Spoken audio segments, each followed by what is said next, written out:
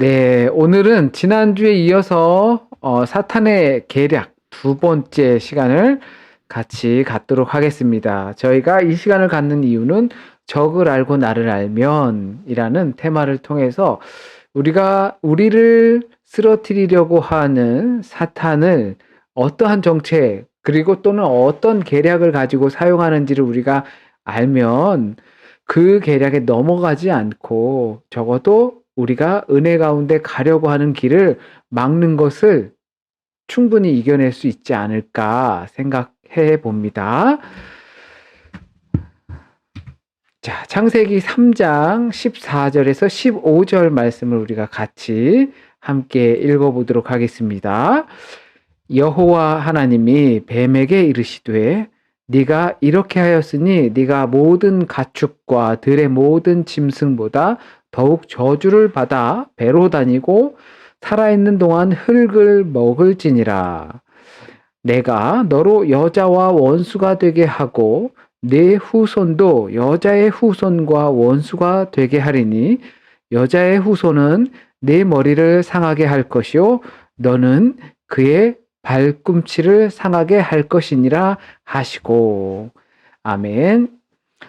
하나님께서 이 뱀을 심판하고 뱀에게 징벌을 내리는 내용을 읽고 있습니다. 이 부분을 통해서 우리는 원시복음이라고 하는 예수 그리스도의 구속사적인 장면이 15절에서 나온다고 해서 최초의 복음이라고 해서 원시복음이다라고 보통 말하곤 합니다. 여자의 후손은 네 머리를 상하게 할 것이요. 이것을 보통 예수 그리스도라고 말합니다. 예수 그리스도께서 그 사탄의 뱀의 머리를 상하게 할 것이다라고 하는 것이죠. 이 뱀이 저주를 받아서 이와 같은 모습으로 살아가게 되고 결국 그 사탄의 결말이 어떻게 되는지까지도 말씀하고 계십니다. 자, 사탄의 목적이 무엇이냐? 우리가 지난주에 살펴보았습니다. 그 여러 가지가 있었지만 간결하게 다시 한번 정리한다면 하나님과 우리의 관계를 떨어뜨리는 것이에요. 그래서 자기들과 같이 되게 만드는 것이죠. 하나님께서 우리를 사랑하시고 그래서 예수 그리스도로 우리를 연결하여 주셨지만 그 관계를 어떻게든 떨어뜨리려고 하는 것이 바로 사탄의 존재 목적입니다. 그러면 어떤 방법들을 사용하는지 우리가 알아보면 좋을 것 같아요. 하나님과 우리를 떨어뜨리게 하기 위해서 사탄이 사용하는 방법은 과연 무엇일까요? 먼저 사탄은 자신의 덩치를 키워갑니다. 모든 것들이 양분을 먹으면 덩치가 커지잖아요. 아이들도 젖을 먹고 밥을 먹고 고기 먹고 하면서 점점 덩치가 커져요. 이 사탄은 어떻게 덩치를 키우느냐? 창세기 3장 1절 말씀에 그런데 뱀은 여호와 하나님이 지으신 들짐승 중에 가장 간교하니라. 뱀에 대해서 이렇게 말씀하고 계세요. 뱀은 가장 간교하다. 요한계시록 12장 9절 말씀에 큰 용이 내쫓기니 옛뱀 곧 마귀라고도 하고 사탄이라고도 하며 온 천하를 꾀하는 자라. 그러니까 태초에 있었던 그 옛뱀을 우리는 마귀라고 칭하는데 이것이 곧 요한계시록의 후대에는 큰 용으로 읽혀지게 되는 것이죠. 사탄이 처음엔 뱀이었지만 뱀처럼 간교한 그런 상태였지만 큰 용이 되어서 온 천하를 꾀하는 그런 존재가 됐다라는 것입니다. 덩치를 키우는 것이죠. 자신의 간교함을 통해서요. 그 간교한 들짐승이 온 천하를 꾀하는 자가 된 것이에요. 그 덩치를 키우는 방법이 어떤 것이 있을지 한번 살펴보겠습니다. 두려움입니다. 모든 인간들에겐 두려움이 있어요. 그리고 그 두려움을 통해서 우리는 나쁜 생각을 갖게 됩니다.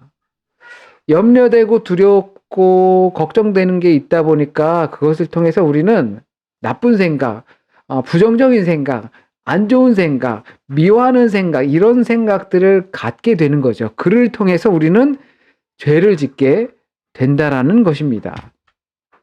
그러나 그 반대로 이 믿음은 두려움을 통해서 성숙해 가게 되어 있습니다.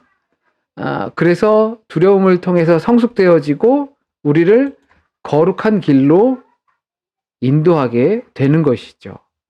같은 두려움이지만 보통 두려움을 통해서 죄로까지 연결이 되고 믿음은 그 두려움을 통해서 실패하지 않고 성숙해 거룩한 길로 가게 만듭니다. 그래서 두려움은 가뭄의 들불처럼 번지게 되는 것이죠. 신자들에겐 그러나 참된 회개의 기도가 있습니다. 믿음이 연약하다라고 하는 것은 결국 죄에 빠질 수밖에 없다라고 이야기하는 것이죠. 그렇게 죄에 빠지게 되는 이유는 우리 앞에 나타난 현상들에 대한 두려움을 통해서 죄에 빠지게 하지만 그것들을 통해서 믿음이 있는 자들은 도리어 성숙하고 또 좌절했다 할지라도 참된 회개를 통해서 회복해 나가는 것입니다. 사탄의 덩치를 키우는 방법은 그 두려움을 통해서 우리가 결국은 죄에 빠지게 하는 것입니다. 그렇다면 우리가 두려움을 느끼는 방법, 우리에게 두려움을 느끼게 하는 방법이 무엇이 있을까요? 우리가 언제 그 두려움을 느꼈는지 한번 생각해 보셨으면 좋겠습니다. 시험이 있을 때도 그랬을 것이고, 또는 큰 질병이 다가왔을 때도 그랬을 것이고, 코로나가 한참 만연했을 때도 우리 사회 안에 전반적으로 이 두려움이 퍼져 있었었죠. 그렇다면 우리가 언제 그러한 두려움을 느꼈는지 생각하시면서, 먼저는 사탄은 가장 어떠한 자라고요? 간교한 자라고. 그래서 한마디로 가짜 뉴스를 제조하는 것이에요. 거짓과 진실을 살짝 섞어서 거짓된 것을 우리로 하여금 참되게 받아들이게끔 하는 그러한 방법으로 우리를 쓰러뜨리려고 하는 것입니다. 이 행복이 어떤지 한번 생각해 보시죠. 우리가 행복한가요? 행복을 느끼고 계신가요? 그렇다면 어떤 점에서 우리가 행복한지 한번 생각해 보셨으면 좋겠습니다. 좋은 음식을 먹었을 때, 아니면 취직을 했을 때, 아니면 내가 원하는 것들이 이루어졌을 때 언제 행복한지 한번 살펴보시기 바라겠습니다. 이 행복에 대한 설정을 통해서 나는 무엇을 통해서 행복해진다 라고 하는 이 설정을 통해서 이 거짓과 진실을 살짝 섞어 우리로 하여금 이것이 행복이다라고 해서 착각하게 만드는 것이죠. 가짜 행복을 진짜 행복으로 착각하게 만드는 겁니다. 결국 그것들을 우린 세뇌당하게 되는 거죠. 그리고 가짜 행복을 참된 행복으로 느끼면서 거기에서 몰입하게 되는 겁니다. 그렇게 내가 열심히 찾은 가짜 행복을 통해서 우리는 안정감을 갖게 되는 것이고요. 그것이 성공이거나 재산의 축적이거나 출세일 수가 있죠. 거기에 우리는 열심을 다하는 겁니다. 그것을 이룩해야 행복한 것처럼 우리가 느끼는 것이죠. 그렇게 되면 우리는 기도를 하지 않게 된다는 것입니다. 하나님과의 호흡이 끊어지게 되는 것이죠. 생명줄이 점점 끊어지는 관계로 들어가게 되는 것입니다. 하나님과 호흡하는 것을 뒤로 물러가는 거죠. 정말 성공하는 것들도 너무 중요하고 우리에게 맡겨진 그 앞에 있는 현실의 삶을 열심히 사는 것도, 최선을 다하면서 사는 것도 굉장히 중요합니다. 젊을 때일수록 더욱더 그런 것 같아요. 그런데 이것이 우리와 하나님과의 관계를 이어가는 기도라는 관계를 끊어지게 한다면 그것은 사실 진정한 행복이 아닌데 그것을 참된 행복으로 느끼게 한다는 것이죠. 인간의 능력을 결국 신뢰하게 만드는 것입니다. 연약한 인간의 능력을 의지하게 만드는 것이에요. 그래서 하나님을 의지하지 않게 만드는 겁니다. 이렇게 생각할 수가 있겠죠. 노력하니까 되더라. 거봐, 너는 할 수 있잖아. 네가 해낸 거야. 라고 하는 생각의 마음들. 결국은 우리가 은혜를 잊게 만드는 것입니다. 분명히 우리의 노력이 필요합니다. 그리고 우리에게 주어진 삶 안에서 일정 부분 성과를 이루어내고 살아가야 합니다. 그런데 그거 가운데에서 다 좋은데 하나님을 의지하지 않게 하고 그리고 하나님과의 소통에 기도가 빠지게 하고 그러므로 인해서 그 모든 과정 중에 하나님의 은혜가 있었다라는 정말 중요한 생각을 잊게 하는 것입니다.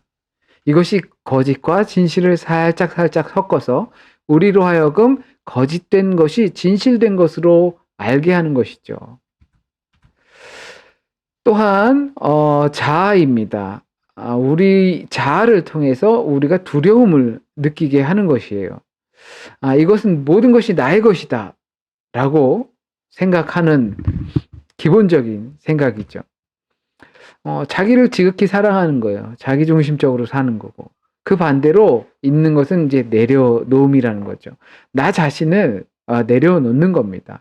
결국은 하나님께서 우리를 인도하신다라는 것을 믿고 신뢰하는 거거든요. 자기 마음속만 신경 쓰게 만드는 거예요. 자기를 사랑하다 보면 자기를 돌보게 되는 거죠. 그런데 너무 자기 마음속만, 자기 내면만 바라다 보게 하고 자기의 행동을 바라보지 못하게 하고 그 행동이 결국 이웃사랑에 대한 행동으로 가지 못하게 하는 중요한 부분입니다. 내가 누려야 할 권리, 그리고 나의 시간, 그리고 내가 가지고 있는 소유물, 내가 이뤄낸 성과, 교회, 그리고 신앙. 이것이 다 자기의 것이라는 착각에 빠지게 되는 것이에요. 그리고 상대방들이나 어떤 사람들이 나를 무시하거나 경멸하는 것을 참지 못해요. 내가 워낙 소중하니까요. 그렇기 때문에 그거에 대해서 발끈하게 됩니다.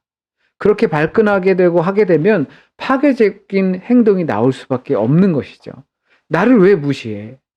내가 얼마나 소중하고 내가 이뤄낸 것이 많고 내가 갖고 있는 능력이 또한 잠재적인 능력이 얼마나 큰데 왜 나를 무시하고 내 마음대로 하지 못하게 하는가?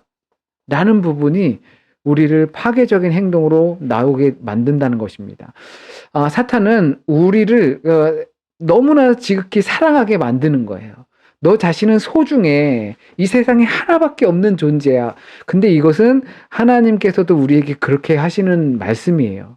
근데 그 하나님의 말씀을 통해서 너는 정말 사랑받기 위해서 태어났고, 그리고 하나님께서 너를 사랑하셔서 예수 그리스도를 보내주셔서 네가 죄 가운데 있지 않고 구원받게 하기 위해서 하나님의 사랑을 보여주셨어. 바로 너를 위해서야 라고 하나님께서 말씀해 주십니다. 그러나 그것을 깨달을 때는 우리는 겸손이라는 하나님을 의지하는 관계로 나아가는데 그 하나님을 의지하지 않고 나를, 내 능력을, 내가 가지고 있는 것을 바라보게끔 만드는 것. 그것은 결국 사탄의 속삭임이라는 것입니다. 자, 세 번째로 교회를 허락한다라는 겁니다. 사탄이 우리에게 교회를 허락합니다. 이 교회를 허락하는 것이 내가 교회를 다니게 한다는 것이죠. 이것을 통해서 자기 만족을 갖게 되고 또 자기 충족을 갖게 돼요. 내가 교회를 나가는 것, 그리고 예배를 참여하는 것. 그러나 사탄은 내가 만약에 내가 교회를 다니지 않다가 교회를 나가게 되면 참 그 사탄이 불완전하겠지만 그 나간 것만으로도 완전히 빼앗긴 것은 아니기 때문에 교회만 다니게 한다라는 거예요. 그렇게 하면 충분히 우리를 죄악 가운데 빠지게 할 수 있다라는 거죠. 그래서 깊은 사색을 하지 못하게 하는 겁니다. 이것을 보통 경박함이라고 합니다. 죄의 문제라든지 인간의 연약함이라든지 채울 수 없는 욕망들에 대해서 사색하지 못하게 하는 것이에요. 영적인 문제들, 하나님과의 관계들, 하나님의 사랑은 어디서부터 오고 어찌하여 나를 지극히 사랑하시는가라고 하는 그런 깊은 고백으로 들어가지 못하게 하는 거예요. 그래서 교회를 나 교회 다니니까 라는 생각에 그치게 만드는 거죠. 그리고 또한 우리를 감각적인 경험에만 머무르게 한다는 겁니다.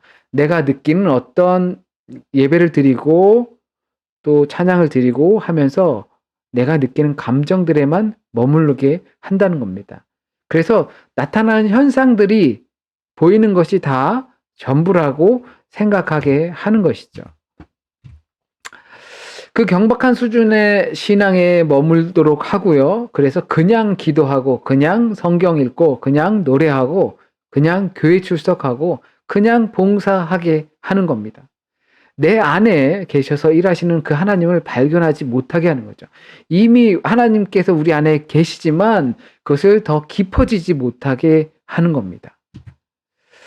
그래서 신앙의 겉만 맴돌도록, 성화의 과정에 들어가지 못하도록, 이름만 그리스도인으로 살도록 우리에게 교회를 허락한다는 것입니다. 마무리를 짓겠습니다. 우리에게 균형 있는 삶이 매우 필요합니다.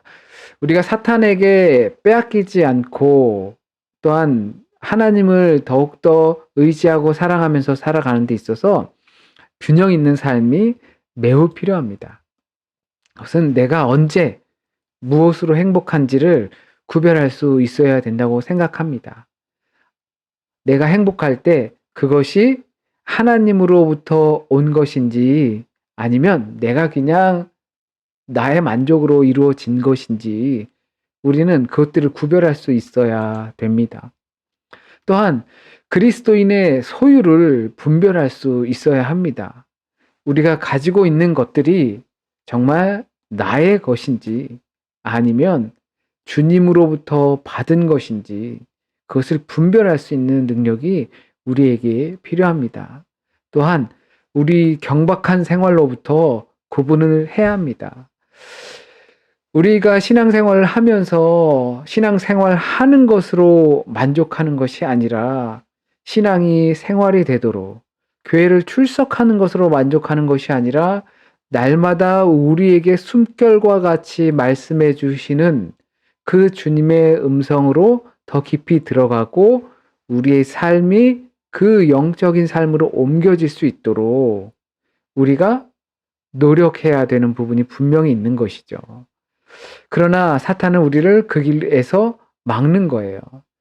그 신앙 겉핥기식의 신앙에서만 만족하게끔 만드는 것이 바로 사탄이라는 사실을 우리가 알아야 합니다. 만약 우리가 행복감을 느끼십니까? 그렇다면 그 행복감이 어디서부터 오는지 또한 내가 가지고 있는 소유들, 내 시간, 그리고 내가 지금까지 쌓아왔다고 생각하는 것들이 진정 어디서 왔는지, 그리고 우리의 신앙이 또 어디로 갈지, 더 깊은 하나님과의 관계를 통해서 우리 눈앞에 보이는 현실만으로 판단하는 것이 아니라 하나님께서 보이지 않는 세계를 움직이고 계시다라는 것은 그 깊이의 신앙의 관계로 들어갈 수 있는 저와 여러분이 되길 진심으로 바랍니다. 기도드리겠습니다.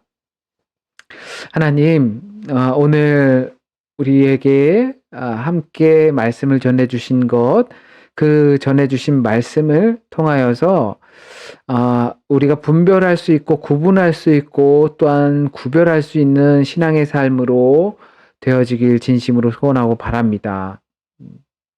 우리는 이 간교한 이 사탄의 속삭임에 자주 속습니다. 이것이 사탄의 속삭임인지도 구분을 못할 때가 참 많이 있습니다. 너무나도 자연스럽게 스며드는 경우도 참 많이 있습니다. 내가 신앙생활을 하고 있으니까, 교회를 다니고 있으니까, 내가 기도하고 있으니까, 내가 말씀 읽고 있으니까, 그것으로 충분한 것을 우리는 때로는 착각하고 있습니다. 이것이 사탄에게 속지 않기 위해서 분명한 기준을 세울 수 있도록 하나님 인도하여 주세요. 균형 있는 삶을 가질 수 있도록 인도하여 주시고, 우리에게 주신, 누리게 하신 그 축복들을 통하여서 더욱더 큰 하나님의 은혜를 깨달을 수 있도록 인도하여 주세요. 이 시간 함께하게 하신 믿음의 식구들 하나님 감사합니다. 이 믿음의 식구들이 각자의 자리에서 사탄의 계략에 속지 않고 온전히 하나님을 더욱더 깊은 관계 속에서 사랑해 나아갈 수 있도록 하나님 지켜주시고 보호하여 주세요. 오늘 저녁 일과를 마치고 이제 편안한 안식의 저녁 시간으로 들어갑니다. 하나님 편안한 안식 가운데 오늘 하루 가운데 있었던 일들을 다시 한번 되새겨 볼 수 있도록 인도하여 주시고 오늘 하루 가운데 역사하신 그 하나님의 손길들을 바라볼 수 있도록 인도하여 주세요. 모든 말씀 우리 주님 예수 그리스도의 이름으로 기도드립니다. 아멘. 네, 감사합니다. 저희 잠시 카메라랑 마이크 켜시고 나눔의 시간을 갖도록 하겠습니다.